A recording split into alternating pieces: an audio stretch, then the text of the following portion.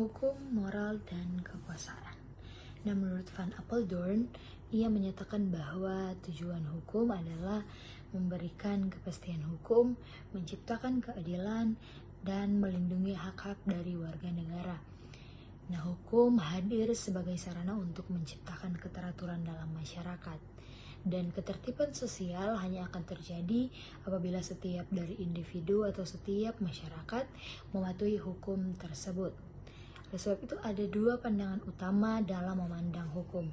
Yang pertama yaitu normatif positivist dan yang kedua interdiscipliner. Yang pertama, normatif positivist melihat hukum sebagai ilmu yang berdiri sendiri, bersifat normatif, dan dianalisis secara dogmatis. Nah, pendekatan ini memandang hukum sebagai kumpulan yang mengikat. Sedangkan dari pandangan yang kedua, interdiscipliner menganggap bahwa hukum harus dipahami sebagai bagian dari realitas sosial dan hukum tidak hanya dilihat sebagai law in books, tetapi juga sebagai law in action. Nah, pendekatan ini sejalan dengan gagasan Roscoe Pound yang menekankan bahwa pentingnya hukum sebagai sarana rekayasa sosial untuk memenuhi kebutuhan dari masyarakat. Nah, oleh sebab itu, kedua pendekatan ini perlu diseimbangkan agar hukum tetap relevan dan hukum yang hanya berfokus pada teks akan kehilangan daya hidup jika tidak memperhatikan kenyataan sosial. Sementara hukum yang hanya mengikuti realitas tanpa norma yang tegas akan menimbulkan ketidakpastian. Oleh sebab itu, hukum, moral, dan kekuasaan merupakan pilar yang penting dalam menjaga keteraturan dalam masyarakat.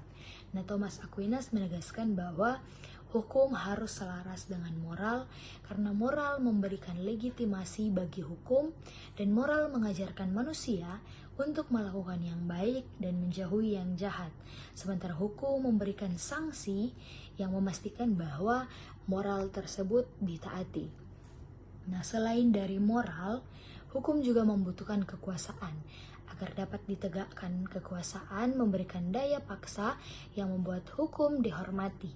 Namun, kekuasaan harus diatur agar tidak digunakan secara sewenang-wenang. Nah, menurut Mokhtar Kusumaatmadja, ia menyatakan bahwa hukum tanpa kekuasaan adalah angan-angan. Kekuasaan tanpa hukum adalah kelaliman. Nah, dengan demikian, hukum dan kekuasaan harus saling melengkapi. Hukum dan kekuasaan itu akan memberikan arah dan kekuasaan akan memberikan kekuatan. Nah, keseimbangan ketiga unsur ini menjadi kunci dari terciptanya masyarakat yang adil. Apabila hukum kehilangan moralitas, ia dapat menjadi alat penindasan. Dan apabila kekuasaan tidak dibatasi hukum, maka akan muncul tirani. Dan sebaliknya juga, apabila hukum tidak didukung kekuasaan, ia hanya akan menjadi aturan tanpa daya paksa. Nah, konsep ini memandang hukum sebagai sarana aktif untuk mengatur dan mengubah masyarakat. Hukum berfungsi untuk mencegah konflik, menyelesaikan perselisihan, serta mengarahkan masyarakat untuk menuju tujuan yang diinginkan. Dan hukum yang baik adalah hukum yang mampu menyesuaikan diri dengan perubahan sosial. Apabila hukum tertinggal dari perkembangan masyarakat, maka akan muncul ketidakpuasan dan ketidaktaatan. Oleh sebab itu, pembentuk hukum harus memperhatikan kebutuhan sosial agar hukum yang dibuat benar-benar efektif bagi setiap masyarakat yang ada. Namun, penggunaan hukum sebagai sarana rekayasa sosial juga memiliki sisi dari negatif. Nah, jika digunakan secara berlebihan, hukum dapat menjadi alat legitimasi kekuasaan pada masa tertentu. Hukum dapat dipakai untuk mempertahankan status quo, bukan untuk melindungi rakyat. Oleh sebab itu, hukum harus diberi muatan nilai-nilai kebenaran, filosofis agar tidak kehilangan legitimasi moral. Nah, hukum hanya akan berfungsi dengan baik apabila ketertiban, keadilan, dan kepastian hukum berjalan seimbang atau selaras. Dalam konteks Indonesia, upaya pembaruan hukum merupakan bentuk nyata penerapan hukum sebagai sarana rekayasa sosial. Perubahan hukum harus diarahkan untuk memperkuat perlindungan hak warga negara dan meningkatkan partisipasi publik.